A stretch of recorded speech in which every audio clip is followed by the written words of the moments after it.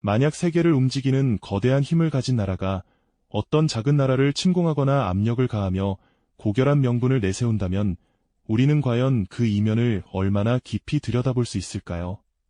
예를 들어, 만약 아주 오래전 어느 강력한 대통령이 카리브해의 작은 섬나라 쿠바를 군사적으로 점령하려 했고 쿠바인들의 거센 반발을 아랑곳하지 않았다면 과연 그 진짜 목적은 무엇이었을까요? 우리는 종종 강대국들이 취하는 행동의 표면적인 이유 뒤에 가려진 은밀한 의도에 대해 깊이 생각하곤 합니다. 그들은 대체 무엇을 원했을까요? 역사는 이런 숨겨진 목적들이 어떻게 세계의 판도를 뒤흔들었는지 수많은 증거를 고스란히 남겨두었죠. 겉으로는 정의와 평화를 수호한다고 외쳤지만 실제로는 자신들의 이익과 패권을 맹렬히 좇았던 강대국들의 진짜 속마음을 오늘 이 시간 파헤쳐보려 합니다. 이 이야기는 단지 빛바랜 과거의 기록에 머무는 것이 아니라 오늘날에도 여전히 반복되고 있는 국제정치의 본질을 이해하는 매우 중요한 열쇠가 되어줄 겁니다. 함께 그 숨겨진 진실을 찾아 떠나보시죠. 결정적인 계기가 된 것은 바로 한 미국 군함의 폭발 사건이었습니다. 당시 미국 언론은 이 사건을 스페인의 소행으로 단정하며 연일 자극적인 보도를 쏟아냈고 미국 대중의 분노를 들끓게 만들었습니다. 이는 마치 기름에 불을 붙인 격이었죠. 거세게 일어난 여론은 미국 정부가 쿠바 문제에 군사적으로 개입하도록 압박하는 강력한 동기가 되었습니다. 결국 미 해군 함대가 쿠바 해안으로 대규모로 향했고 전쟁은 피할 수 없는 현실이 되었습니다. 겉으로는 쿠바의 해방을 외쳤지만 그 뒤에는 카리브해의 패권을 장악하고 거대한 경제적 이익을 취하려는 미국의 은밀한 욕망이 자리 잡고 있었던 겁니다. 독립 이후 쿠바의 사탕수수 농장은 빠르게 미국 자본에 편입되었고 미국 기업가들은 만족스러운 미소를 지었죠. 이처럼 강대국의 개입은 언제나 정의와 평화라는 깃발을 들고 나타났지만 그 아래에는 언제나 거대한 이익과 패권이라는 진짜 얼굴이 숨어 있었습니다. 명분과 현실의 괴리에서 오는 이 배신감은 우리에게 깊은 의문을 던져줍니다. 우리는 이 첫 번째 사례를 통해 강대국의 행동 뒤에 숨겨진 진짜 욕망들이 어떻게 역사의 흐름을 바꾸어 놓았는지 어렴풋이나마 짐작할 수 있었을 겁니다. 하지만 이것은 시작에 불과하죠. 다음 이야기에서는 또 다른 강대국들의 욕망이 어떻게 국제사회를 혼란에 빠뜨렸는지 그 숨겨진 진실을 더욱 깊이 파헤쳐볼 예정입니다. 지난 시간 우리는 미국의 쿠바 개입에서 명분과 욕망이라는 두 얼굴을 마주했었죠.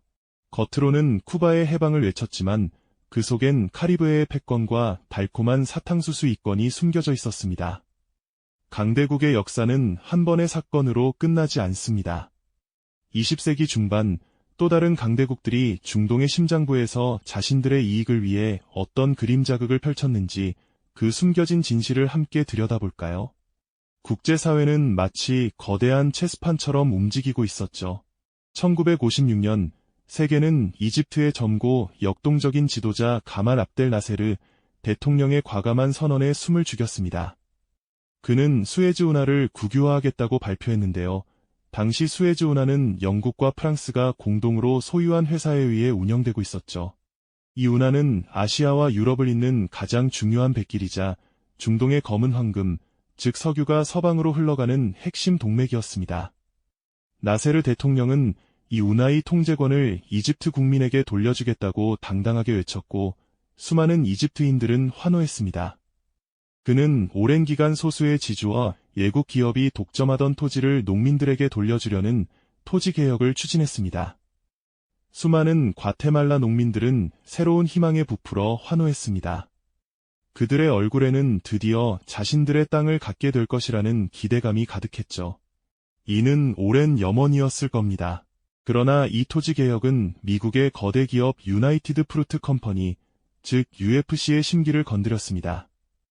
UFC는 과테말라의 광대한 토지를 소유하며 막대한 바나나 농장을 운영하고 있었고 아르벤스 정부의 개혁은 그들의 이익에 직접적인 타격을 주었기 때문입니다. UFC는 미국의 정치권에 막강한 로비력을 행사했습니다. 마치 거대한 바나나 제국을 지키기 위해 모든 수단과 방법을 동원하려는 듯 보였죠. 그들의 로비는 결국 미국 정부를 움직였고 미국 중앙정보국 CIA가 이 문제에 개입하기 시작했습니다. 자본의 힘이 국가의 정책을 움직이는 순간이었을까요? CIA는 아르벤스 정부를 공산주의 확산 저지라는 명분으로 몰아붙였습니다. 냉전 시대 공산주의라는 단어는 모든 개혁을 불온하게 만들고 어떤 개입이든 정당화하는 마법의 주문과도 같았죠. CIA는 과테말라 내부의 반정부 세력을 규합하고 군사훈련을 시키며 비밀리에 쿠데타를 준비했습니다. 1954년 결국 CIA의 지원을 받은 반군 세력은 무장봉기를 일으켰고 과테말라의 수도는 혼란에 빠졌습니다.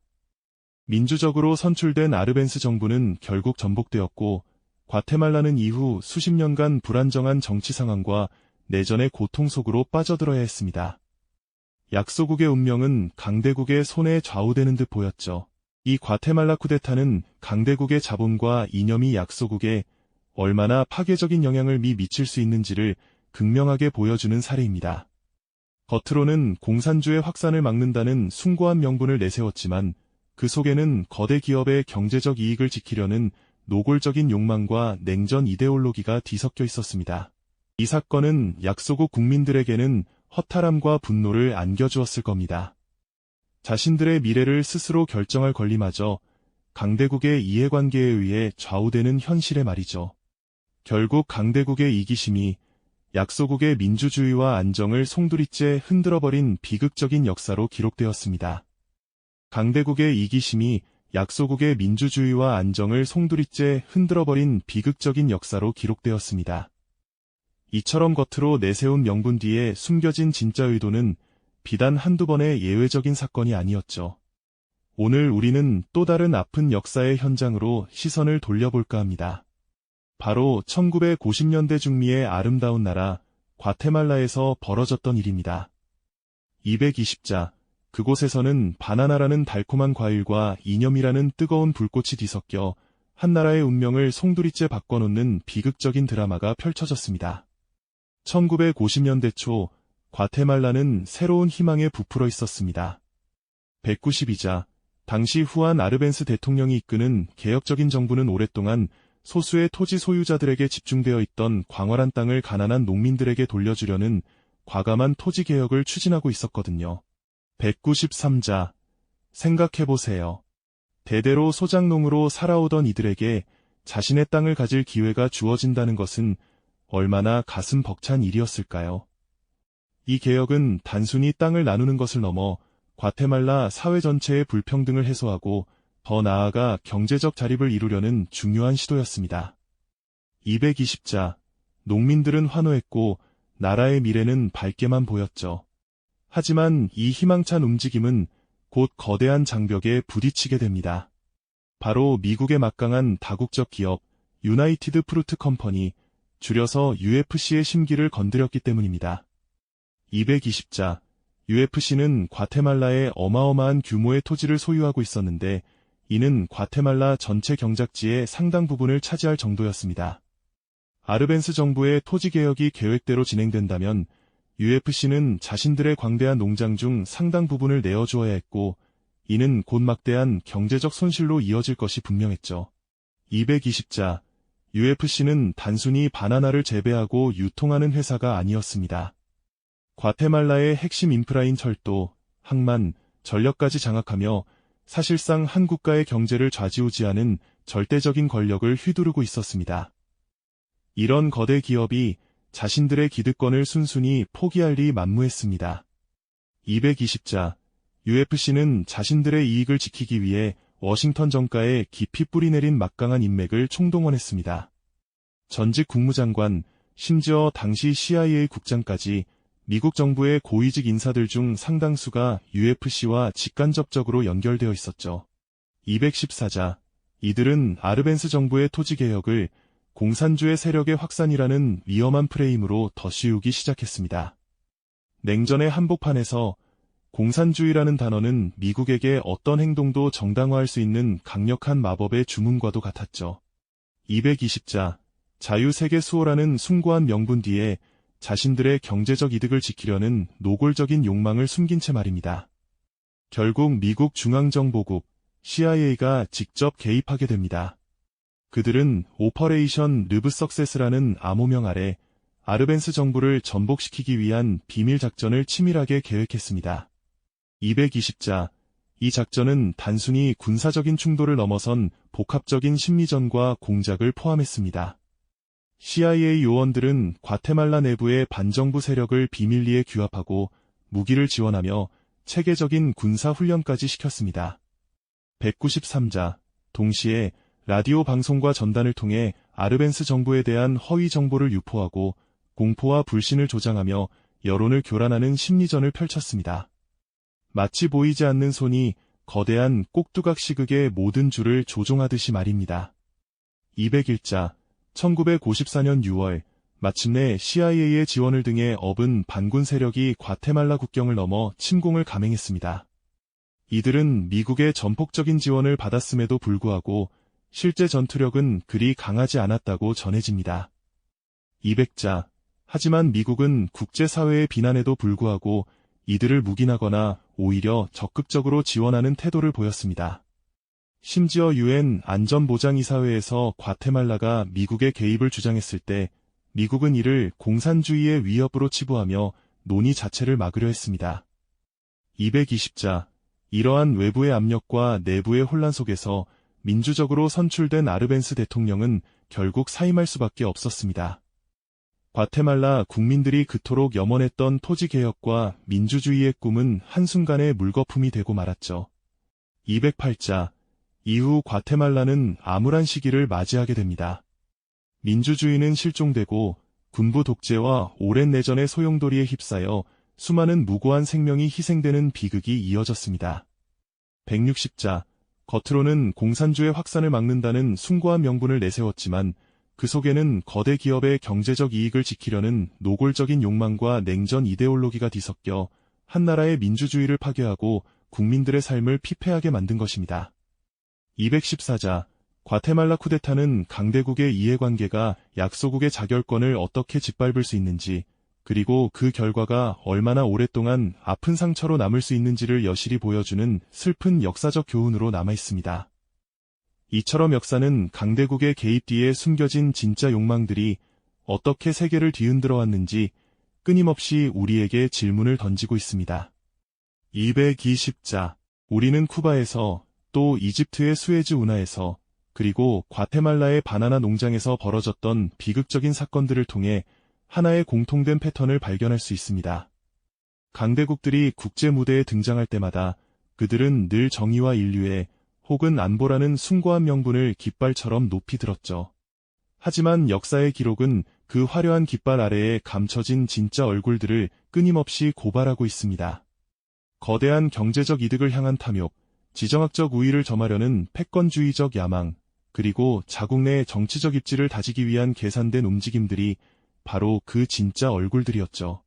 단순히 과거의 이야기로 치부하기엔 이 패턴은 너무나도 현재 진행형입니다. 19세기 말 쿠바의 자유를 외치던 미국의 외침 뒤에는 카리브해의 지배권을 확보하고 사탕수수 농장이라는 달콤한 경제적 과실을 취하려는 계산이 숨어 있었습니다. 20세기 중반 수에즈 운하의 자유로운 통행을 수호하겠다던 영국과 프랑스의 주장 이면에는 중동 석유의 막대한 이권과 과거 식민 제국의 영광을 붙잡아두려는 욕망이 꿈틀거리고 있었고요. 심지어 20세기 중반 과테말라의 공산주의 위협을 막겠다던 미국의 개입은 사실 바나나 기업의 이윤을 지키기 위한 노골적인 행동이었음을 우리는 생생하게 목격했습니다. 이처럼 강대국들의 개입은 언제나 정의와 안보라는 미명 아래 이루어졌지만 역사는 그 깃발 아래 숨겨진 거대한 욕망, 즉 경제적 이득, 지정학적 패권, 그리고 자국 내 정치적 동기를 끊임없이 폭로해왔습니다. 쿠바에서, 이집트에서, 과테말라에서 반복된 이 패턴은 단순한 과거의 이야기가 아닙니다. 오히려 오늘날에도 여전히 반복되고 있는 국제정치의 본질을 이해하는데 가장 중요한 통찰을 제공하죠. 우리가 역사를 통해 얻어야 할 가장 중요한 교훈은 바로 여기에 있는 것 아닐까요? 강대국들의 숨겨진 목적은 결코 과거에만 머물러 있지 않습니다. 지금 이 순간에도 전 세계 곳곳에서 다양한 형태로 모습을 드러내고 있죠. 국제사회의 질서를 이해하는 열쇠는 바로 이러한 숨겨진 의도를 꿰뚫어보는 능력에서 시작된다고 해도 과언이 아닐 겁니다. 눈에 보이는 명분 너머에 무엇이 숨겨져 있는지를 파악하는 것이야말로 우리가 강대국의 그림자 아래 놓인 약소국들의 운명을 이해하고 나아가 더 정의로운 국제사회를 만들어 나가는 첫걸음이 될 것입니다. 오늘날에도 우리는 여러 강대국들이 다양한 명분을 내세우며 특정 국가에 압력을 가하거나 심지어 직접적으로 개입하는 모습을 목격합니다. 그때마다 우리는 과거의 사례들을 떠올리며 과연 그들의 진짜 목적은 무엇일까? 라는 질문을 던져야만 합니다. 역사의 교훈은 단순히 사건의 나열이 아니라 명분이 아닌 숨겨진 목적을 읽어낼 때 비로소 세상을 제대로 이해할 수 있다고 말해주고 있습니다. 보이지 않는 욕망들이 어떻게 세계를 움직여왔는지 그 숨겨진 실체를 파악하는 것이야말로 현명한 시민으로서 갖춰야 할 중요한 통찰력일 테죠. 강대국의 그림자 아래 놓인 수많은 약소국들의 운명은 여전히 우리의 관심과 성찰을 필요로 합니다. 그 속에서 우리는 어떤 질문을 던지고 어떤 판단을 내려야 할까요? 역사는 우리에게 끊임없이 질문을 던지고 그 질문에 대한 답을 찾아가는 과정에서 우리는 비로소 더 나은 미래를 향해 나아갈 수 있을 것입니다. 복잡하게 얽힌 국제 정세 속에서 현명한 판단을 내리고 미래를 예측하기 위해서는 이러한 역사의 교훈을 깊이 되새기는 것이 무엇보다 중요하겠죠. 다음 시간에는 또 다른 역사의 미스터리를 통해 우리가 마주할 미래에 대한 더욱 깊은 통찰을 함께 찾아보는 시간을 가져보겠습니다. 이 영상이 도움이 되셨다면 좋아요와 구독 부탁드립니다. 여러분의 응원이 제게 큰 힘이 됩니다. 다음 영상에서도 더 유용한 정보를 공유하겠습니다. 감사합니다.